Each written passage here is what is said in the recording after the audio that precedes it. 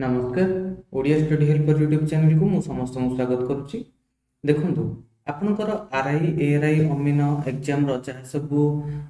आपण देखुथिबे जे वर्तमान बहुत शीघ्र एग्जाम होबाक जाउछि 20 तारिख रो आपनकर एग्जाम हेजिबा। तेबे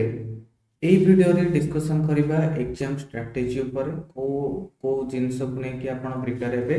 देखंतु मैक्सिमम आपनकर 25 डेज आपनकर रहिला एतिक दिन में आपको प्रिपेयर हबार अच्छे कौन कौन आपंकर देखिए रिसेंट एग्जाम्स गुड़ाक कौन कौन होती कौन को पैटर्न फॉलो कर विषय में आपको कहूँ जाऊँगी। तेरे वीडियो को जब प्रथम थर देखुच निश्चित भाव में सब्सक्राइब करूँ एवं सांग मान को रेकमेंड करूँ ये चैनल को फॉर देयर रेफरेंसेस। तेरे सिलेबस एग्जाम पैटर्न कौन हम कंप्यूटर बेस्ड मोड रे आपनकर हबाक जाउछि से ऊपर कथा हबा। देन आपनकर सेफ स्कोर केते होछि फास्ट टाइम कथा हबा सीबीटी मोड रे एग्जाम होछि। देखंतु एबे आपनकर रिसेंटली गोटे एग्जाम रिजल्ट बाहर जोटा कि आपन जानथि फॉरेस्ट गार्ड फॉरेस्टर ए सब रो बाहर कंप्यूटर बेस्ड जार कि परसेंटाइल स्कोर 99 माने 100 परसेंटाइल रखछन किंतु कट ऑफ माने जनरल जो मु आपन प्रीवियसली गोटे कहितली जे जनरल पिला पई कट ऑफ पाखा पाखी 98 पाखा परसेंटाइल जीव तेणु हाई परसेंटाइल आपनकर रहिबार अछि। देन कथा होची नॉर्मलाइजेशन कथा। नॉर्मलाइजेशन केमिति होची तार प्रोसीजर आपनकर तार गोटे वेबसाइट से रिलीज करथला ओ ट्रिपल एस से नॉर्मलाइजेशन प्रोसेस को देखि कोस्ट दिन केतिकी आपनकर हार्ड एग्जाम हैला माने शिफ्ट को देखि से अनुसार नॉर्मलाइजेशन हुए से ऊपर क्वेश्चन गोटे करिबार अछि कोन ना हमें एते भी ओडिसा गवर्नमेंट एते भी माने पर्टिकुलर नाही जे हमें नॉर्मलाइजेशन को परफेक्टली कर परबे नै। मो हिसाब रे पेन एंड पेपर मोड रे जति एग्जाम हेथांदा आउटगेट भलो हेथांदा पिला कम से कम कंप्लेन करना है मो शिफ्ट रे अधिक आसला मो शिफ्ट रे अन्य शिफ्ट रे कम आसला से किछि कंप्लेन रहना किंतु जहाँ भी हो जेहेतु गवर्नमेंट डिक्लेयर कर सेटा किसी हो पारबानी। तेरे कौन आपणकर रही फास्ट देखो वैकेंसी क्वेश्चन को आम बाहरी टोटाल आपणकर 2895 पोस्ट आपणकर अच्छी। तेरे मेन्स आर मुझे तीनटा एग्जाम जो अच्छी फास्ट हो प्रिलिम्स देन आपणकर मेन्स देन आपणकर रहा जो स्किल टेस्ट तीनटा भितर प्रिलिम्स रु मेन्स को 5 टाइम्स ऑफ वैकेंसी आपनकर जीवन 3000 रे मात्र 15000 पाखा पाखी 15000 पिला आपनकर गोटे मिनिट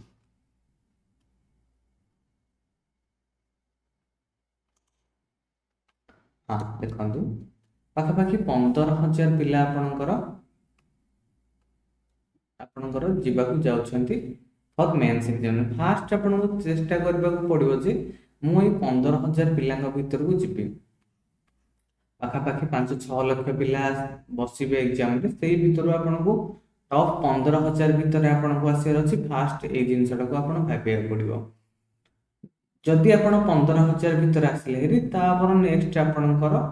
कंपैरेटिवली इजी हे जेबो कारण एबे आपन 5 लाख 6 लाख भीतर आपन कंपटीशन करछनी आपनकर भाग्य ऊपर मध्ये डिपेंड करछि आपनकर होबेनी तेनो 15000 पिला भीतर फास्ट आपन को आसिया को पड़िबो। देन आपनकर डिफरेंस कोन रहउछि जे देखंतु प्रीलिम्स एग्जाम को आपन जे देखिया को जिबे टोटल आपनकर 1.5 घंटा टाइम रहउछि 100 टा क्वेश्चन माने पर क्वेश्चन आपन को आखा पाखी 45 टू 50 सेकेंड्स आपनकर मिलुछि।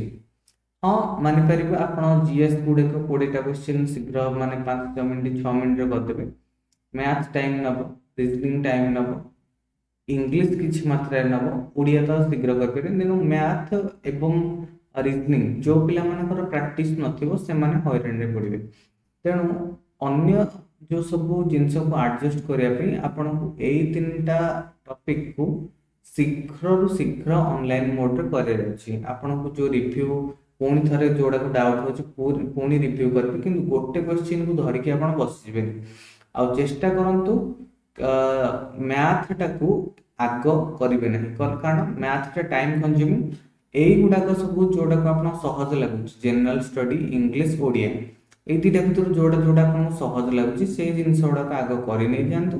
तापर मैथ और लास्ट को रीजनिंग रखिए मो हिसाब से जदि आपण आउ कोथरे कंफर्टेबल देन करते पारिबे। देन आपनकर मेंस एग्जामिनेशन में कोन हो देखो मेंस एग्जामिनेशन गोटे डिफरेंस होची जे आपण रीजनिंग नाही ता बदल रे कंप्यूटर ऐड हो तेनु वर्तमान जो माने कंप्यूटर पढछन्ती टिके रहि जानतु एवं से माने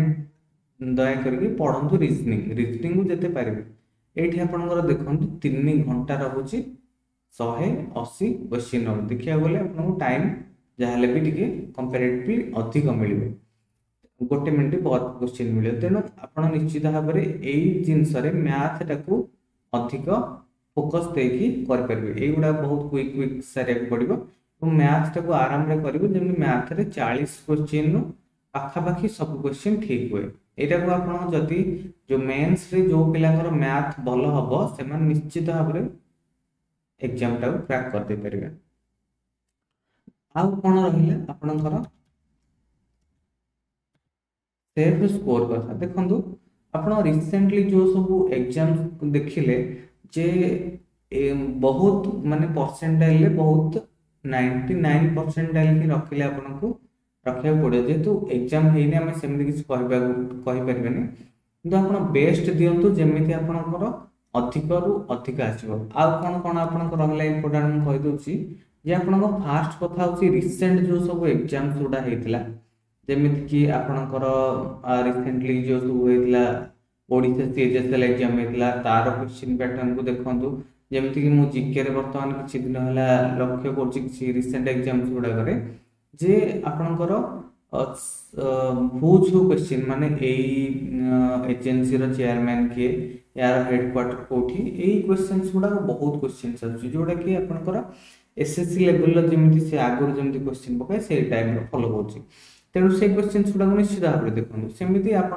गोटे ट्रेंड जहाँ अच्छी से फॉलो करूँ से फॉलो कलापर आप जापर जे केमी कौ टाइप एग्जाम्स आप आसो गेस करके चलतु गेस निश्चित भाव में ठीक हम आशा करीडियो भल लगी टाइम ना जेहेतु आप निश्चित भाव में पढ़ापढ़ी करूँ मो तरफ best of luck thank you.